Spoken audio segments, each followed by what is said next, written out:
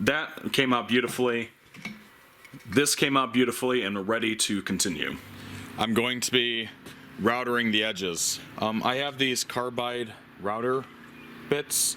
I got them for pretty cheap. They've been working good so far. I got a Ryobi handhold battery router, and I'm just gonna put it here and go across here and hope for the best. So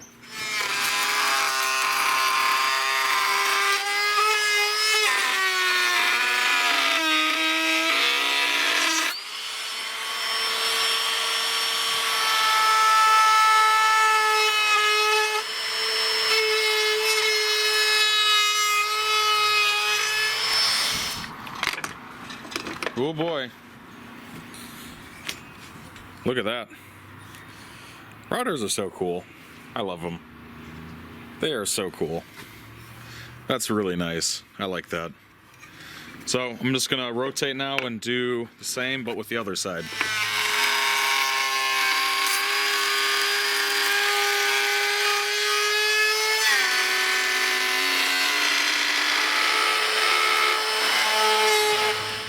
I think that's about as good as I'm gonna be able to get it, like that with this router. That looks pretty good though. Looks pretty nice. But I'm gonna have to inevitably try and fix some minor things like this little wobble there and stuff with sandpaper. Because there's just no way I'm gonna be able to get that properly with my router trying to do it like this. So that's the next step. I'm just gonna take some sandpaper and try and smooth out the edges a little bit. I'm not even gonna bother recording that. It's just a very simple process. Okay, it's gonna be time to apply the finish. However, if you see here in the walnut, there are little bits of the oak sand dust that's gotten in there, and I do want to take care of that first. I'll take some mineral spirits that I put on a piece of cloth. Wipe this all down. Try and get off any dust I can. And then we're gonna have to let this dry a little bit before we move on to actually applying the finish coat. But yeah, just gonna, well, some of the coats that will lead to a finish at least, because I'm not gonna be applying finishing coat right from the get-go. My main concern is just making sure that as much of that stuff in the walnut is gotten because of how obvious it is. So I'm gonna tape this wipe on polyurethane. This is just a shirt scrap. Put it on here, and then moment of truth. I don't know how this is actually gonna end up looking.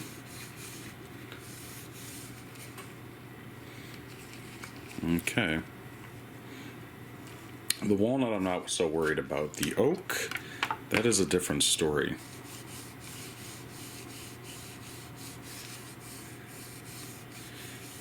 I'm admittedly a little concerned with that, but that's not looking too bad. You can definitely see the contrast difference between the walnut and the untreated walnut, and the oak right here and the untreated oak. So basically with the wipe on polyurethane, you just wipe it on, get a decent layer,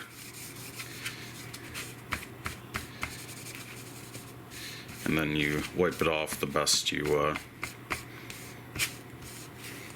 can. The idea is trying to put it on fairly thin and then building up in multiple thin coats. So, all right, that's not looking too bad.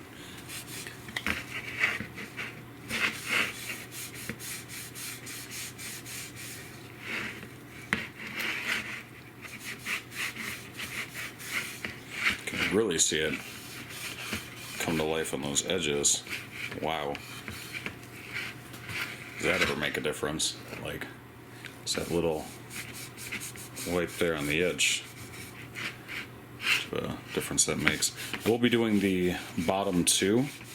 However, I will be doing that later, and I will not be focusing anywhere near as much on getting a perfect coat. I just going to do the bottom more as a step in order to protect the wood down there from anything.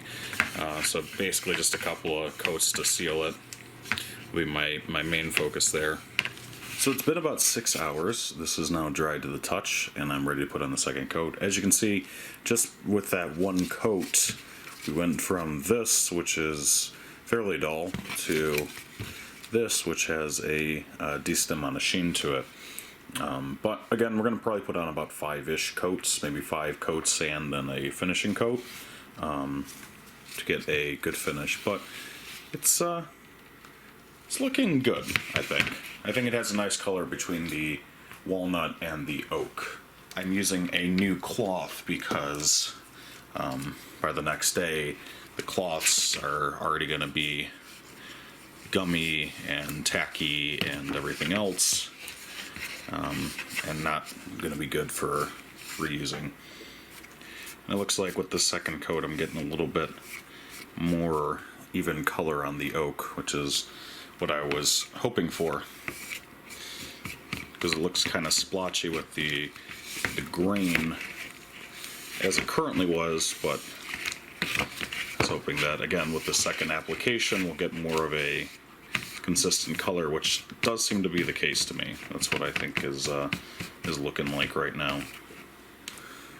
So that is now the second coat, and we're gonna wait for that to cure, and then I'm just going to put on the other coats. I'm not going to have you sit through me putting on 5 coats on this thing, so I'll just jump back when I'm ready to sand and put on the final coat. Yeah, I'm not going to lie, I was a little bit worried at first, but at this point the finish is actually looking really nice. I'm liking the contrast between the walnut and the red oak quite a bit. This is 6 coats, and we've now since got some imperfections in the surface, like little dust nibs and hair / random fibers and things like that. So I want to take those out. So what I'm going to do is I'm going to take some 800 grit sandpaper, and I'm just going to very lightly sand the surface and try and get those imperfections out. I'm fairly happy with it, so I'm just gonna do that, and then for the edges I'm just gonna take a piece of sandpaper by hand and just go across it real quick. Thing is that the edges are not as priority as the surface to get every little imperfection out, but still it helps the new coats adhere. After I got done doing that, the sanding, I went ahead and used a very damp cloth to wipe it off and then let it dry.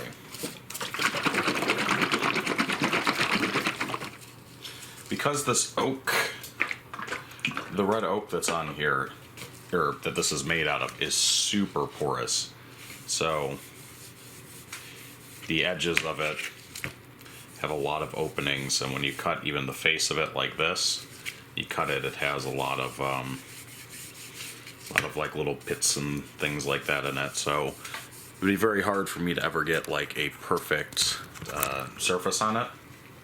But to be honest, I think, especially for something like this, I'm more than happy with it just looking decent, not necessarily being perfect. You can obsess with perfection, but you're never actually going to achieve it. I think that this lamp will look plenty cool, even if I can't get a perfect surface out of it. The imperfections might actually make it better, to be honest, because it does really give it a fair amount of character, in my opinion. So now this is the same concept as before. Applying the polyurethane across the surface here. Oh my goodness, I love this finish. I know this is going to look really dark right now. It's because I have to crank it down so that way the camera doesn't overexpose the reflections. But yeah, this finish is looking really nice. So the finish on this side is looking really nice. Again, I'm just gonna put some quick coats on the back here just to protect it. I'm not gonna make it look pretty really. So maybe 3 just light coats. Again, we're gonna hopefully see a really cool effect as we wipe on that polyurethane and we just watch it darken up the wood. I love that. You can see just how much of a more of a contrast it adds. And that's it. I'm gonna let it go ahead and cure for a couple hours, and then I'll put on a couple of more coats. And I'll come back when I'm finished with that. I have spots marked for the feet. All I did was use a ruler across the 2 corners, and I marked 1.5 inches in. I have this drill press drill to be preset to only drill down about 1/2 inch. I want to pre-drill this because I don't want any chance of anything splitting. So I have a drill bit that's actually probably a little too small for a proper pre-drill, but it's better than nothing.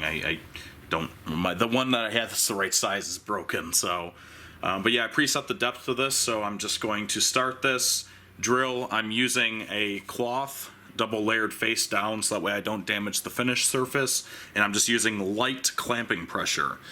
You probably could get away with just holding this, and you could get away with totally hand drilling this, but because I have a drill press, I'm going to use it.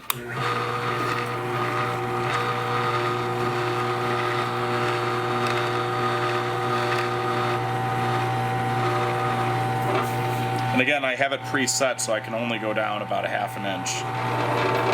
So that's as far down as I can go. Maybe more about 5/8.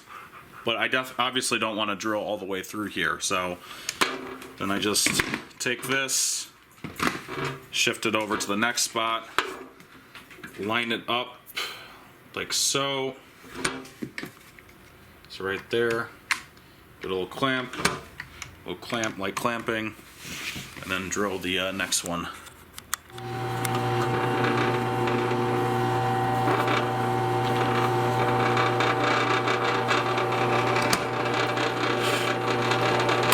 So now I'm going to put some rubber feet on. I have these rubber feet already around, so I'm going to use them even though if they're kind of old. I could always swap them out in the future if I want to. But basically I'm just going to put these on. I have a screw here. I'm going to use 2 washers because I want to make sure that with the depth of this that it doesn't go too deep. We get about, this much into the wood, which is not too far. I am using steel screws, which I heard you shouldn't use in oak because it can discolor over time. However, this is going to be on the bottom and it's not going to go all the way through, and I don't have any brass screws on hand. So I'm just going to try it and hope for the best. But I should just be able to now screw these right in here. Perfect. And then just more for the other sides, same process. Some people will agree, some people will disagree, but I think that those little rubber feet will improve it a lot, just having it elevated like that compared to having it completely flat like it was before. I think it's definitely an enhancement. So yeah, I'm really liking the look of this. I think it came out really nice. One of the things is that unfortunately, I don't know why, this dome has developed a crack in it, and it wasn't handled rough or anything like that. It pretty much just showed up. The good news is that you can buy replacement domes like this from places like Menards, Lowe's, Home Depot, things like that, even online, which I'll link some below if I can find some for a reasonable price. Normally they cost like $6 to $8, so not really a big deal, which is a good thing to know if you want to do this project on your own. So you can see that crack that it's just been slowly spreading over this last week, which I've been sick, so it's been a little while since the last part of this video. But again, really liking the look of this base. The rubber feet really add something to it. But now is the time to add in the lights. Now for the lights, I figured something like this would work really well. All I have, and I'll link the Amazon link to this below, all I have is this string of fairy lights that are meant for hanging on a closet. And the reason why I like these so much is because I can just plug it into a USB battery pack or whatever, any type of USB, and turn them on. And not only can I do this little button press on this thing right here, but it comes with a remote, which I'm actually using as a shim right now for this camera. It comes with a remote that you can do other colors and effects with.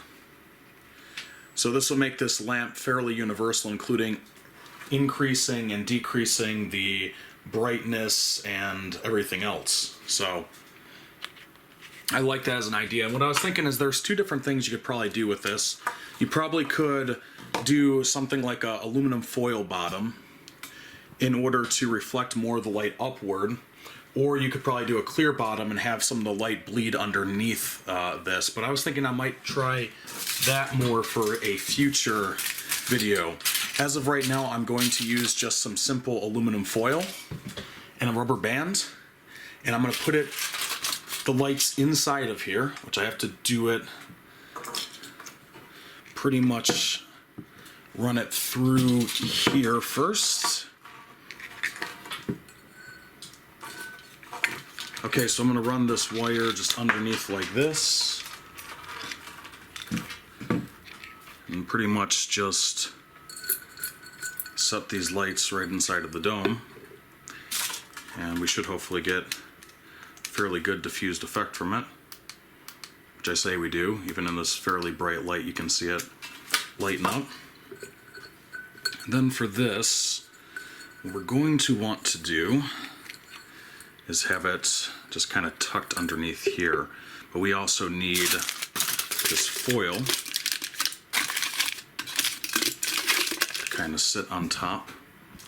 We're just making a very basic reflector. Actually kind of want this to come around from this side, so that way it's not going over top of the wire and feeding it back up. So we put this back on. And then for all this excess foil here, we can either just kind of fold it back down until it's no longer visible, or of course we could trim it up too. Let's see how that is though. Push it right in the base. Yeah, so for not trimming it, that worked just fine. And now, if I plug this in, we should hopefully have a decent illumination. Perfect. If you wanted to make sure that you didn't have, because some of these areas you might see, depending on how you put the lights in, brighter spots where the LEDs are touching the side, you might be fine with that. If you wanted it to be different, you could potentially put in a sub-container, like a little clear sub-container inside, to make sure that the lights aren't, again, brushing against the side where you're just kind of holding them in place. But for this right now, I think this actually looks pretty good. So, we got all the different colors here, and we'll take a look at what it looks like in the dark. But I'm pretty happy with that. It looks pretty good for something that's just being repurposed from that old little baseball globe. Just a shame that it formed that crack. You'll notice a slight shimmer during certain colors that is only perceivable to the camera and isn't able to be seen by the human eye. It is an effect from the way the light emulates different colors by pulsing red, green, and or blue at different rates. In the dark, this light looks freaking amazing. It is absolutely stunning, and I love being able to control its colors. I find that super awesome.